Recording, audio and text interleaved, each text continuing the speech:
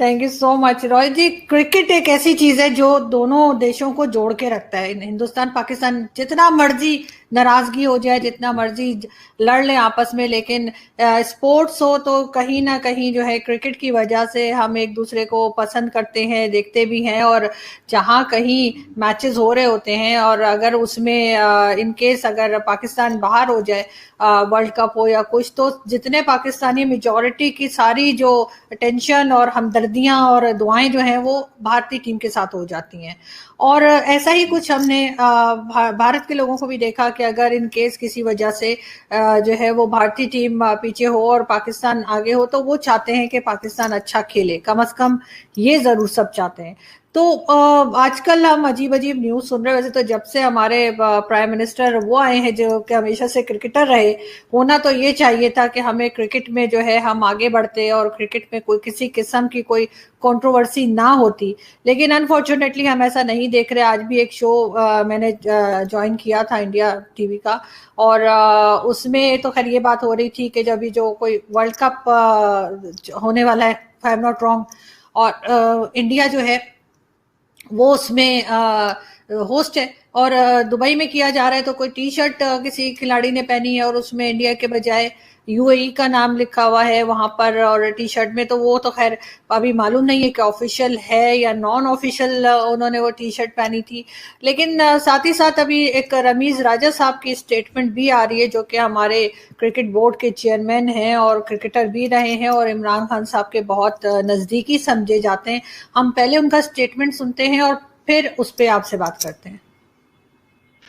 फिर मैं समझता हूँ जी, और जो फ्राइटनिंग चीज है मैं आपसे शेयर करूंगा, और मैंने सबसे क्रिकेट बोर्ड में भी कहा है कि जो पाकिस्तान क्रिकेट बोर्ड आईसीसी की फंडिंग पे 50% चलता है, और आईसीसी फंडिंग ये होती है कि वो टूर्नामेंट्स कराते हैं और उसके जो पैसे हैं वो अपने मेंबर बोर्ड्स में बांट देते हैं, और वो जो आईसीसी की फंडिंग है वो 90% इंडियन मार्केट से आते हैं। सो हमें एक तरह से इंडिया के बिजनेस हाउसेस पाकिस्तान क्रिकेट को चला रहे हैं, और कल को अगर इंडियन प्राइम मिनिस्टर ये सोच ले जी कि हम पाकिस्तान को फंडिंग नहीं देंगे, तो ये क्रिकेट बोर्ड जो है ये कोलैप्स भी हो सकता है।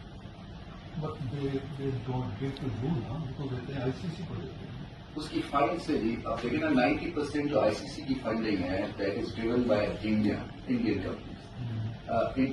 आईसीसी जो है वो ऑस्ट्रेलिया नहीं खड़ा होगा जी सामने। आपने देख लिया अभी जो हाल हुआ है, 2 मिनट में वो पैकअप करके चलेगा। जी रॉय जी, आपने भी जरूर ये क्लिप देख रखा होगा। आई एम श्योर कि ये काफी इस पे जो है वो बातचीत की जा रही है, बहुत लोग इस पे बात इनफैक्ट वीडियोस भी बना चुके हैं।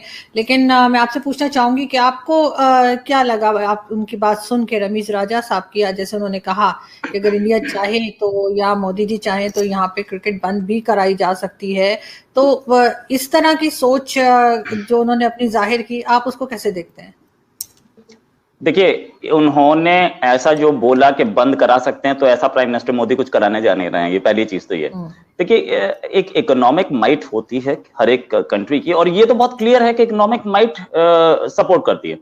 आपको एक छोटा सा एग्जांपल दूंगा। अमिताभ बच्चन हमारे 80s में सुपरस्टार होते थे, 70s 80s 90s बिगिनिंग तक वो बहुत बड़े मतलब जिसे बोल सकते हैं कि हमारी बॉलीवुड को रूल करते थे। लेकिन उनकी काउंटिंग कभी भी वर्ल्ड के बड़े एक्टर्स में या सुपरस्टार्स में उस समय नहीं आई। लेकिन जैसे इंडिया की इकोनॉमी बड़ी होने लगी तो अब उनकी काउंटिंग होने लगी, राइट।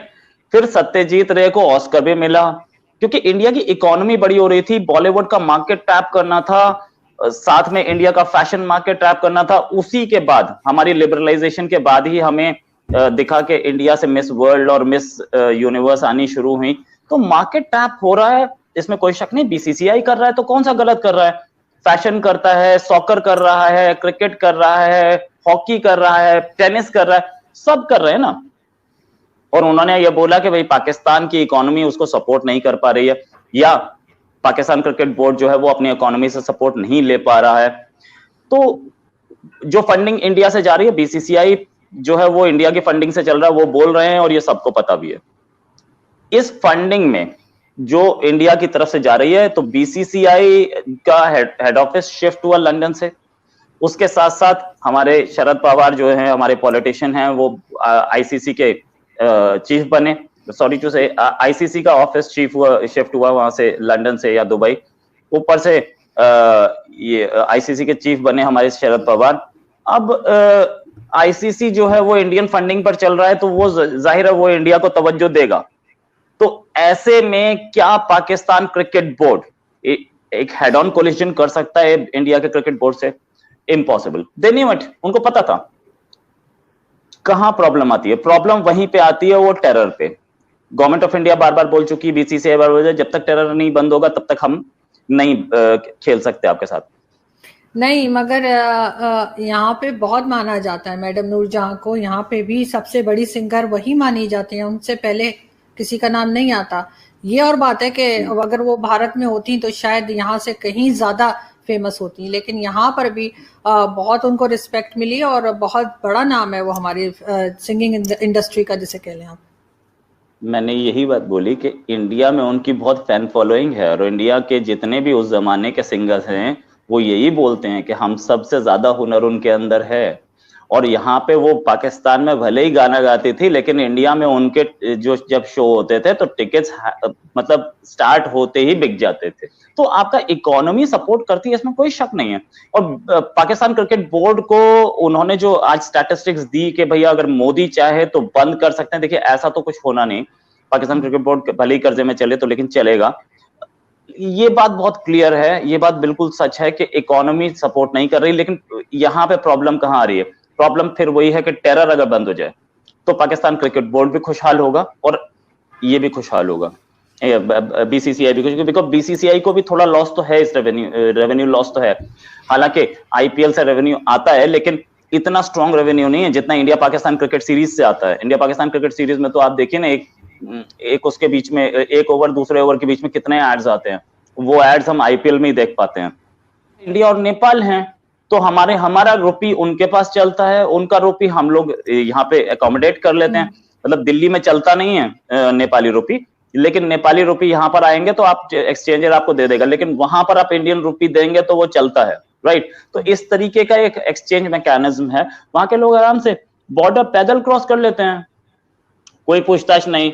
और यहाँ से लोग अपना कार उठाए और सीधे काठमांडू पहुंच जाते हैं, कोई पूछताछ नहीं। तो उस बॉर्डर पे यहाँ भी क्रॉस कर लेते हैं रोहित जी, बहुत बार आप लोग पकड़ भी लेते हैं। नहीं हाँ, वो कुछ वैसा ही है, कुछ वैसा ही है। तो उस तरीके का और फिर शो कर देते हैं आप लोग, उस पर पूरी डिबेट रख देते हैं कि हमने इसको पकड़ा है, अरे कोई चला क्या होगा, टहलता हुआ घूमता हुआ क्या हो गया। तो वो ऐसे तो वैसे भी लोग निकल जाते हैं, लेकिन फिर भी आपको क्या लग रहा है कि जो रमीज राजा साहब ने बात की, ऐसी बात तो उन्हें क्यों कहनी पड़ गई? क्या आपके ख्याल से क्या चल रहा होगा उनके माइंड में कि उन्होंने ये कहा कि ऐसा भी हो सकता है कि क्रिकेट बंद करा दी जाए? नहीं, रमीज राजा एक्चुअली, अब उन माइंडसेट पे आते हैं। रमीज राजा एक्चुअली इससे पहले वाले साहब को रिजाइन करना पड़ा क्योंकि प्रॉब्लम्स थी, और रमीज राजा आकर के उन्होंने जब सिचुएशन देखी तो उन्होंने ब्लेम अपने ऊपर लेने की जगह उन्होंने इंडिया पे डालने की कोशिश की कि ये इंडिया जो है वो फाइनेंसिंग करता है और हमारी फाइनेंसिंग गड़बड़ा सकती है या हमारी फाइनेंसिंग रुक सकती है। न्यूजीलैंड क्रिकेट टूर इंडिया की वजह से कैंसिल हुआ, इंग्लैंड इंडिया की वजह से कैंसिल हुआ। उन्होंने पूरा ब्लेम शिफ्ट करने के लिए स्टेटमेंट दिया, लेकिन इस स्टेटमेंट से और बड़ी कंट्रोवर्सी हो जाएगी, उन्हें नहीं पता था।